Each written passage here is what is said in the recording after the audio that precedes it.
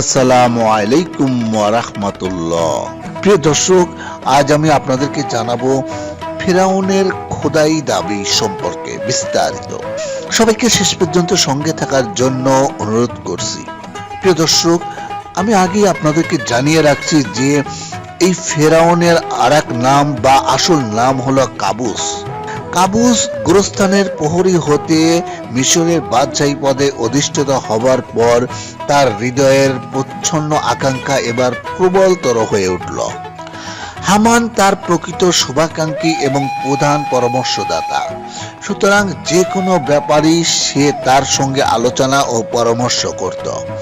সুতরাং একদিন সে একান্ত নিরিবিলি পরিবেশে হামানের কাছে বলল, আমার মনের আশা তো তোমার নিকট আগেই বলেছি, আজ আবার তা পুনরায় উল্লেখ করছি। এখন আমি কিছু সামনে অগ্রসর হয়েছি। সর্বময় অধিকারী সম্রাট এবং একচ্ছত্র সর্বে সর্বা। আমি মনে মনে এ আশা পোষণ করে আসছি যে আমি নিজেকে নিজের সমগ্র জাহানের প্রতিপালক বলে দাবি করব এবং মিশর রাজ্যে এরূপ ঘোষণা করে দিব যে এখন হতে আমাকে সবাই প্রধান উপাস্য হিসেবে আমার অর্চনা ও উপাসনা করবে। যে এই আদেশ অমান্য করবে তাকে কঠোর দণ্ডে দণ্ডিত করব। তুমি এ ব্যাপারে আমাকে পরামর্শ দান করো। কাবুসের কথা শুনে উজির হামান মুচকি হাসল। এরপর বলল, বন্ধু, প্রথম জীবনের কথা স্মরণ করো, তারপর এখন কোথায় পৌঁছেছ একটু ভেবে দেখো। সবকিছুরই একটা সীমা থাকা চাই, সীমা অতিক্রম করা ঠিক নয়। কাবুস বলল, হামান, তুমি আমার প্রথম জীবনের কথা স্মরণ করতে বলছো? পক্ষান্তরে তুমি তোমার নিজের কথাটা স্মরণ করলেই তো পারো। তোমার উন্নতির কম হয়েছে নাকি? হামান বলল, আমি তো সে কথা অস্বীকার করি না, কিন্তু তোমার মতো আমি অবাস্তব ও অবান্তর কোনো কিছু আশা করি না। তুমি তোমার মনের আশার কথা উজিরে আজম থাকাকালেও আমাকে বলেছিলে, কিন্তু ওইরূপ আশা করো না, ওই ধরনের কথা তুমি মুখেও এনো না। দেশের লোকজন কিছুতেই তোমাকে খোদা বলে স্বীকার করবে না। মূর্খ কিতাবীদিগের মধ্যে দু চারজনে মাত্র স্বীকার করে নিলেও শিক্ষিত ও জ্ঞান বুদ্ধি সম্পন্ন লোকেরা তোমাকে কখনোই খোদা বলে মানবে না। আর বনি ইসরায়েল সম্প্রদায়ের লোকেরা তো নবী হযরত ইউসুফ আলাইহিস সালামের দ্বীনের অনুসরণ করছে। তারা তো প্রাণ গেলেও তোমাকে আল্লাহ বলবে না। হামানের কথা শুনে বাদশাহ ফিরাউনের চেহারা মুহূর্তে বিমর্ষ হয়ে গেল। সে তখন অত্যন্ত নৈরাজ্য ব্যঞ্জক স্বরে বলল, তবে আমার মনের আশাটা পূর্ণ হবে না বলে তুমি মনে করো? বাদশাহর বিমর্ষ চেহারার প্রতি লক্ষ্য করে ও তার মনের বেদনা জড়িত কণ্ঠস্বর শুনে হামানের মনে মমতার উদয় হলো। সে তখন তাকে লক্ষ্য করে বলল, বন্ধু, চেষ্টার অসাধ্য কোনো কাজই নেই। যথাযথ চেষ্টা দ্বারা ও উপযোগী ব্যবস্থা অবলম্বন দ্বারা সবকিছুই সম্ভব করা যায়। চেষ্টা করলে তোমার আশাও পূর্ণ হবে, তবে চেষ্টা করতে হবে যথাযথ এবং আশা পূর্ণ করার জন্য ক্ষেত্র প্রস্তুত হতে হবে। বাদশা বলল, চেষ্টা তো অবশ্যই করতে হবে, কিন্তু ক্ষেত্র প্রস্তুত করতে হবে কিভাবে বলো দেখি শুনি। হামান বলল, এখন তুমি হঠাৎ করে খোদা দাবি করে বসলে দেশের জ্ঞান বুদ্ধি সম্পন্ন লোকজন এবং শিক্ষা দীক্ষায় পরিপূর্ণ লোকজন তোমার সে দাবি তো মানবেই না, বরং তাদের শিক্ষা দীক্ষা ও যুক্তি প্রমাণের মাধ্যমে মূর্খ লোকদেরকেও বুঝিয়ে শুনিয়ে তোমার দাবির অসারতা প্রমাণ করে মূর্খ লোকদেরকেও তোমাকে খোদা বলা হতে ফিরিয়ে রাখবে। অতএব তোমার খোদাই দাবি সার্থক এবং পূর্ণ কার্যকরী করতে হলে এজন্য সর্বপ্রথম কাজ হলো দেশ হতে শিক্ষা দীক্ষার প্রচলন সম্পূর্ণরূপে বন্ধ করে দেওয়া। তা বন্ধ করে দেওয়া হলে যখন দেশে আর কোনো শিক্ষিত জ্ঞানী লোক থাকবে না, তখন অশিক্ষিত লোকজন মূর্খতা বশে এক বাক্যে তোমাকে খোদারূপে স্বীকার করে নেবে। উজিরের কথা শুনে বাদশাহ তাকে আদেশ দিল, তবে দেশের স্কুল মাদ্রাসাগুলো সব বন্ধ করে দাও। তারপরের দিনই উজির সমগ্র মিশরে এ আদেশ জারি করে দিল, দেশের যেখানে যত স্কুল মাদ্রাসা আছে তা নিষিদ্ধ ঘোষণা করা হলো। আজ হতে এদেশে কোন রকম বিদ্যা ও জ্ঞান চর্চা করা চলবে না, তার প্রতি কঠোর নিষেধ আরোপ করা হলো।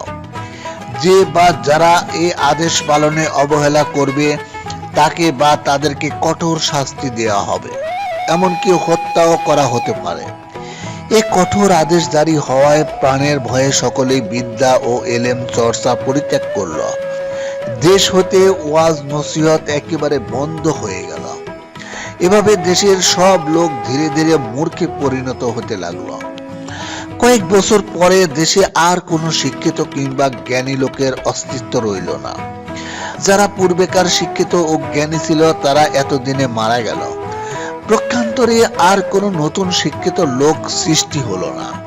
মোট কথা, সমস্ত মিশর তখন মূর্খ লোকের আস্তানায় পরিণত হলো।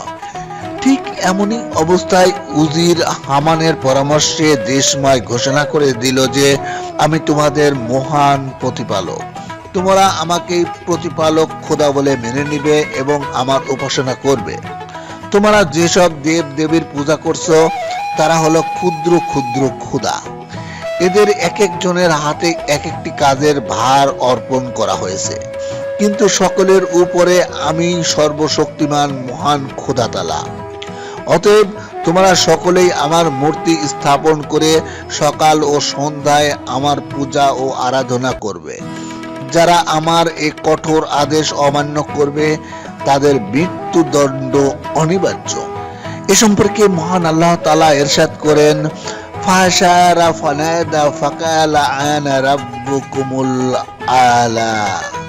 অতঃপর সে লোকদেরকে সমবেত করল, তৎপর উচ্চ স্বরে ঘোষণা করল, আমি তোমাদের শ্রেষ্ঠ রব। এ আদেশের বিরুদ্ধে প্রতিবাদ করার মতো লোক সমগ্র মিশরে তখন একজনও ছিল না। কাজেই বাদশাহর আদেশ জারি হওয়া মাত্রই মিশরের মূর্খ জনসাধারণ বাদশাহর ঘোষণা অনুযায়ী তার ইবাদতে আত্মনিয়োগ করল। ফেরাউনের অবশ্য কতকগুলো অনুকূল অবস্থা এবং অলৌকিক শক্তিও ছিল, যা তার আল্লাহর দাবিতে ক্ষমতা লাভের জন্য সহায়ক স্বরূপ ছিল। যথা, সে দীর্ঘ 400 বছর আয়ু লাভ করেছিল। তার প্রাসাদের নিকটে এমন একটা গাছ ছিল যে গাছটির ফল, মূল, পাতা, শাখা, ছাল ও শিকড় দ্বারা সে মানুষের সব রকম রোগ ব্যাধি আরোগ্য করতে পারত। এছাড়া আল্লাহ পাকেরই মর্জিতে সে নীল নদীতে ইচ্ছা অনুযায়ী ভাটা ও জোয়ার বহাতে পারত। এ সমস্ত কারণে মিশরের সংখ্যা গরিষ্ঠ অধিবাসী কিবতী সম্প্রদায় ফেরাউনের ঘোষণার সাথে সাথে নির্বিবাদে তাকে খোদা মেনে তার উপাসনা করতে আরম্ভ করল। কিন্তু মিশরের সংখ্যালঘু সম্প্রদায়টি ছিল বনি ইসরাইল। তারা হযরত ইউসুফ আলাইহিস সালাম প্রচারিত সত্য ধর্মের অনুসারী ছিল। এই সম্প্রদায়টি ফেরাউনকে কিছুতেই আল্লাহ বলে স্বীকার করল না। তারা বলল, মানুষ আল্লাহর সৃষ্টি, মানুষ কখনো আল্লাহ হতে পারে না। তাদের এই অবাধ্যতার কারণে তাদের দুর্দশার সীমা রইল না। বাদশাহ স্বয়ং এবং দেশের সংখ্যাগরিষ্ঠ কিবতী সম্প্রদায় সম্মিলিতভাবে বনি ইসরায়েলদের উপর কঠোর অত্যাচার ও নির্যাতন চালাত। দেশের বিধি ব্যবস্থা এমন ভাবে প্রণয়ন করা হয়েছিল যে তাতে বনি ইসরায়েলদের ভরণ পোষণ দারুণ সমস্যা ছিল। তারা বাধ্য হয়ে কিবতীদের দাস রূপে জীবন যাপন করেছিল। এছাড়া অন্যান্য যত রকমের হেয় কাজ আছে সেগুলো করে তাদের কোনো রকমে চলছিল। যোগ্যতা থাকা সত্ত্বেও কোনো ভালো কাজ তাদের ভাগ্যে ছিল না। মোট কথা, দেশের নাগরিক হিসেবে যে নিম্নতম অধিকারটুকু মানুষের থাকে, মিশর রাজ্যে বনি ইসরায়েলদের তখন তাও ছিল না। বনি ইসরায়েল কওমের মধ্যে মিশরে তখন মাত্র একটি মহিলাই নিজের মান সম্মান ও ইজ্জত বাঁচিয়ে চলতে পেরেছিলেন। হযরত এসে বনি ইসরায়েল বংশোদ্ভূত মহিলা ছিলেন। হযরত এসে বনি ইসরায়েল বংশোদ্ভূত মহিলা হওয়া সত্ত্বেও যেহেতু তিনি ফেরাউনের স্ত্রী ছিলেন, এজন্য তার মান সম্মান ও মর্যাদা ঠিক মহারানীর মতোই ছিল। তিনি মিশরের মধ্যে সর্বশ্রেষ্ঠ সুন্দরী ও গুণবতী মহিলা ছিলেন। সারা দেশে তার মতো বিদুষী ও চরিত্রবতী মহিলা দ্বিতীয়টি ছিল না। তিনি অত্যন্ত ধর্মপরায়ণা ছিলেন। হযরত ইউসুফ আলাইহিস সালামের প্রচারিত খাঁটি ধর্মের অনুসারিণী ছিলেন তিনি। ফেরাউন হযরত এসের রূপ ও গুণে মুগ্ধ হয়ে তাকে বিবাহ করেছিল। ফেরাউন যখন প্রথম নিজের খোদাই দাবি করে সারা দেশে তার প্রচার করে দিল, তখন তার ধারণা ছিল যে এসে তার অর্ধাঙ্গিনী হিসেবে তো অবশ্যই তার অনুগত থাকবে, তার আদেশ মান্য করবে, তাকে খোদা মানবে ও তার উপাসনা করবে। কিন্তু বিবি এসের ক্ষেত্রে ফেরাউনের এ ধারণা মিথ্যা প্রমাণিত হলো। বিবি এসে অদ্বিতীয় সতী সাধবী রমণী ছিলেন এবং তাই স্বামী হিসাবে ফেরাউনকে তিনি যথেষ্ট মান সম্মান করতেন। তার সাথে স্ত্রী সুলভ আচরণে এতটুকু মাত্র অবহেলা করতেন না। তাকে মনে প্রাণে ভালোবাসতেন এবং ভক্তি শ্রদ্ধা করতেন। সদা সর্বদা তার কল্যাণ ও মঙ্গল কামনা করতেন। কিন্তু এত সত্ত্বেও তিনি স্বামীকে কখনো উপাসনা হিসাবে মনে করতেন না এবং তার উপাসনা করতেন না। স্বামী স্ত্রীর মধ্যে অনৈক্য এবং অমিল ছিল এখানেই। ফেরাউন অবশ্য এ জানত, কিন্তু জেনেও তার সাথে প্রথম কোনো রুক্ষ ব্যবহার বা কঠিন আচরণ দেখাননি। এর একমাত্র কারণ ছিল হযরত এসের রূপ ও গুণে সে ছিল মুগ্ধ।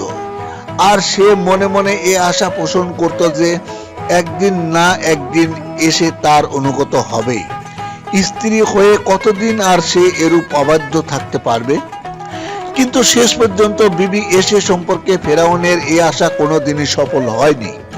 হযরত এসে তার সত্য ও খাঁটি ধর্মের প্রতি বিশ্বাস ও আস্থাকে সারা জীবন ভরে সগৌরবে রক্ষা করে নারী জগতে নিজেকে অতুলনীয় মর্যাদার আসনে সুপ্রতিষ্ঠিত করে রেখেছেন। হযরত এসের বংশীয় লোক বনি ইসরাইলগণ ফেরাউন এবং কিবতী বংশের লোকদের অত্যাচারে কখনো এমনই অতিষ্ঠ ও সহিষ্ণু হয়ে পড়ত যে মিশর ছেড়ে অন্যত্র চলে যাওয়ার চেষ্টা চালাত। কিন্তু তাতে স্বয়ং ফেরাউন এবং কিবতীদের অসুবিধা হবে ভেবে যাতে একজন বনি ইসরাইলও দেশের বাইরে যেতে না পারে এজন্য কঠোর সতর্কতা অবলম্বন করা হতো। বনি ইসরাইলদের চারিত্রিক বৈশিষ্ট্য ছিল এই যে এত জুলুম, অত্যাচার ও অসহ্যকর দুঃখ কষ্ট বরণ করে নিত, তবু তারা তাদের ধর্ম বিশ্বাসকে ক্ষুণ্ণ করে ফেরাউনের প্রচারণার কাছে আত্মসমর্পণ করত না। অবশ্য তারা সদা সর্বদা আল্লাহর দরবারে ফেরাউনের কবল হতে মুক্তি লাভের জন্য আকুল ভাবে দোয়া জানাতেন। প্রিয় দর্শক, আশা করি সবাই বুঝতে পেরেছেন ফেরাউনের খোদাই দাবি করার ঘটনা। যারা চ্যানেলটিতে নতুন এসেছেন তাদেরকে অনুরোধ করছি সাবস্ক্রাইব, শেয়ার এবং লাইক করার জন্য এবং সেই সঙ্গে ইসলামী বিভিন্ন বিষয় প্রচারে সহযোগিতা করার জন্য। সবাই ভালো থাকবেন। আল্লাহ হাফেজ।